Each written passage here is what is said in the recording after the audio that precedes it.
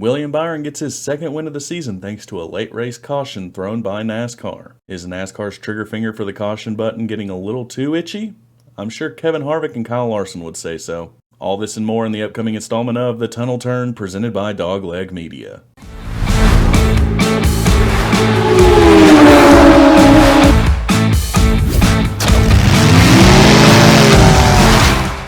Hey guys, this is Matt with The Tunnel Turn. Thank you so much for joining us here today. And Phoenix, man, this new package, we saw tire wear really become an issue here at Phoenix today with the lower downforce. And William Byron benefits again from a late race caution thrown within 10 laps of the green flag as another driver is robbed of a win. Much like last week at Las Vegas, Kevin Harvick was leading the field this time rather than Kyle Larson. As they entered 10 laps to go, he had a 5-second lead over Kyle Larson in second place. William Byron was in fourth place, was not even a factor there at the end. And then, of course, Harrison Burton spun in the dogleg, bringing out the caution with under 10 laps to go. And it was another controversial caution, whether or not NASCAR should have thrown it or not. The broadcast booth was even talking about it. Clint Boyer was very ecstatic, saying that it was a pretty quick throw of the caution. There was some debris coming off of the car from the flat tire, but I don't know if it would warrant a caution. It seemed like Harrison Burton was able to get down on the apron and get back to pit road pretty safely. So it begs the question on whether or not NASCAR is throwing these cautions too late in the race to try to create some artificial competition.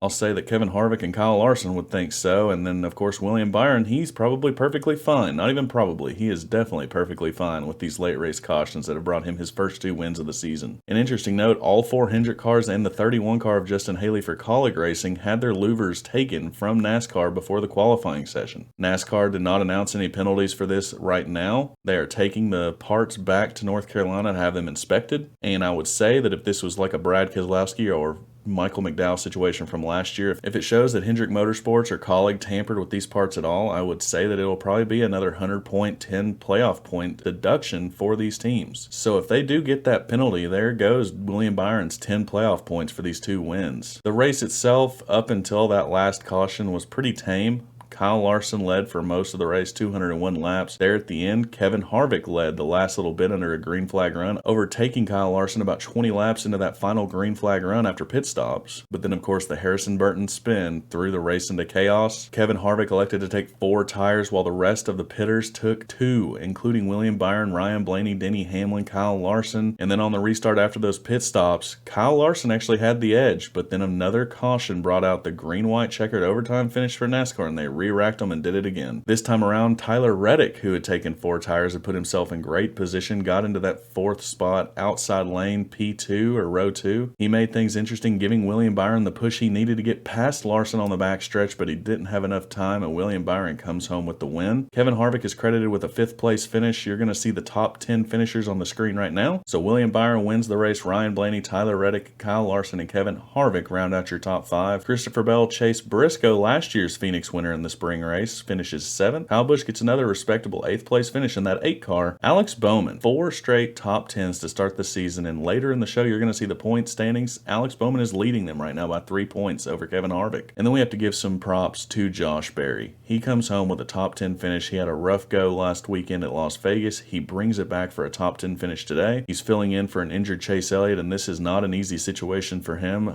Expectations are extremely high with Napa and Hendrick Motorsports, and he gets it done today with a top 10 finish, so big congratulations to Josh Berry today. Chevrolet wins the first 4 races of the season. It looked like Ford was going to get their first one with Kevin Harvick today. Kevin Harvick extends his top 10 streak at Phoenix to 20 races. That's just absolutely insane. Congratulations to Kevin Harvick, and it looked like he was going to get his 10th win at the track today as well. So Kevin Harvick in his farewell tour showed great speed today. Should have won the race. NASCAR threw that late caution, and that's another thing that we need to discuss, is whether or not NASCAR is throwing these cautions too preemptively. I feel like this weekend they had much more of an argument for throwing the caution with the debris coming from the 21 car. Last weekend at Las Vegas for Eric Almirola, I have no idea why they threw that caution, and they robbed Kyle Larson of a win in my opinion. And you saw it on the pit box. Delana Harvick was absolutely torn up whenever that caution came out. The booth was reacting. Clint Boyer was very upset about it. Danica Patrick even thought that it came out a little bit too soon as well. I think a lot of people though were upset that the caution came out before the debris even started flying off the 21 car from that torn up tire. They threw through it as soon as they saw him get sideways. They didn't even look to see if he could get down to the apron safely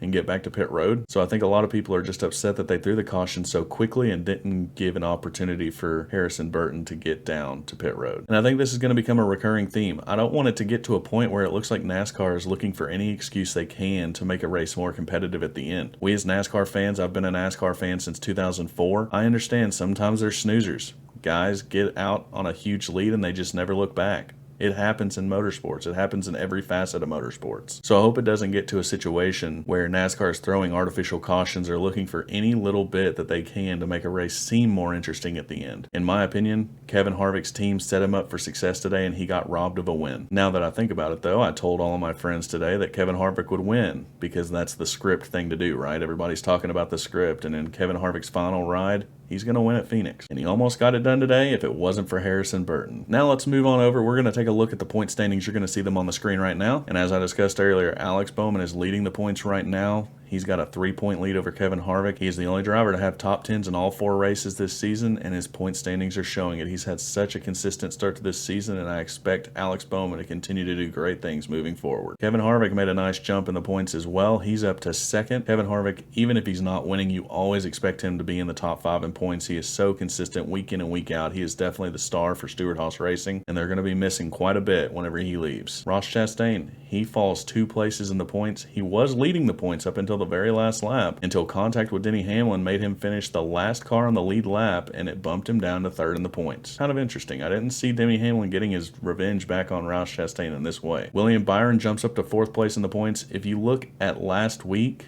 before Las Vegas, William Byron was in the 20s in the points, and he's shot up to 4th place after 2 consecutive wins. I also saw an interesting stat. He has scored 39 of the possible 40 stage points in the last 2 weeks, and that's a huge, huge get for him. Kyle Larson, another Hendrick car, rounds out your top 5 in points. Hendrick has 3 cars in the top 5 in points right now through 4 races. Absolute insanity. A couple of Joe Gibbs Toyotas are in 6th and 7th, with Christopher Bell in 6th, Denny Hamlin in 7th. Both of them had great finishes today in Phoenix, and they are showing it in the points. Ryan Blaney, after a 2nd place finish today, he gets up to 8th place in the points. Kyle Busch, he falls a spot to 9th, but he's still solidly in the top 10, and he's locked into the playoffs with his win at Fontana. And then, of course, Martin Truex Jr., he's in 10th place in the points. He fell a little bit as well. He didn't have a great day at Phoenix today. He got lapped by Kyle Larson there on that long green flag run, but still solidly in the top 10 for Martin Truex Jr. Next weekend, we head to Atlanta Motor Speedway, that newly reconfigured super speedway there in Georgia. I will actually be in attendance at that race. I hope to get some video footage for you guys. I'm going to do a little bit of a vlog of my weekend down there. The wife and I are taking our daughter to the Georgia Aquarium before our son is born next month, so it's going to be a fun family weekend. So hopefully I get some good footage for you guys and we see a crazy finish, and I'm all there for it. But that'll wrap it up for us here at the Tunnel Turn, guys. Thank you guys so much for continuing to show your support. If you liked the video, consider giving it a thumbs up and subscribing to the channel. Until next time, guys, this is Matt. You're exiting the Tunnel Turn, presented by Dogleg Media.